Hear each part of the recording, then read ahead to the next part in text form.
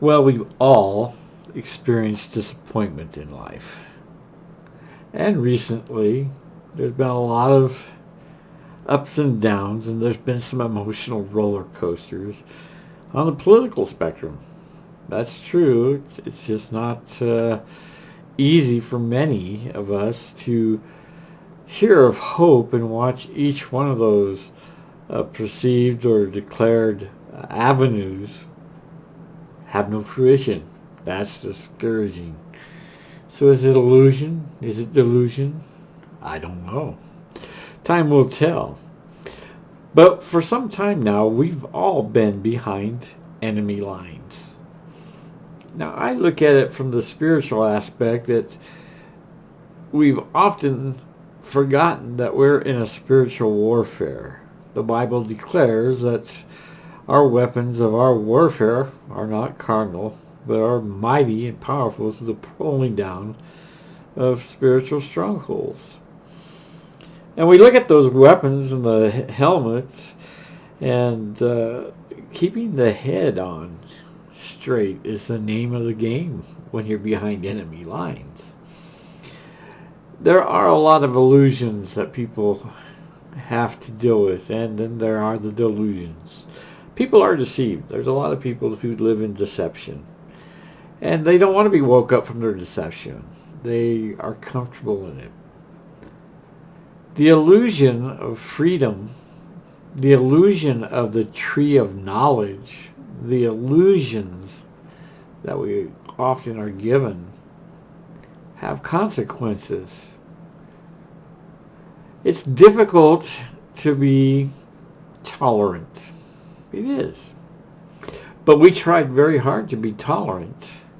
And in so doing, we've allowed that which is intolerable now to demand us to either buy in 100% or we're not going to be tolerated. We are definitely behind enemy lines. So in the spiritual dynamics, our first battlefront, the church was told that the declaration of Peter that thou art the Christ, the Son of the living God, that Jesus said he'd build his church on that proclamation, and the gates of hell would not prevail. See, the gates belong in the enemy's territory. And often we forget that we are supposed to take those strongholds and those gates down. The church was called to go make disciples of all nations. It has failed that task because of the illusions and the delusions of some theology. So once the mindset is corrupted, once that helmet of salvation has been removed and replaced with theology, the theories, the ideas that man has, instead of what the written, plain, simple Word of God has to say, we don't have a helmet that protects us from every wind of doctrine that comes about. So how does this play out in the political spectrum? Well, politics is about ethics. We can all agree that we don't want to see the poor suffer and people be homeless. We don't want to see orphans and widows mistreated. We want to see people treated fairly and kindly. But then it's how we go about doing it and what it takes to do that, and what's the path to help many of them break free, if possible, and care for those who can't.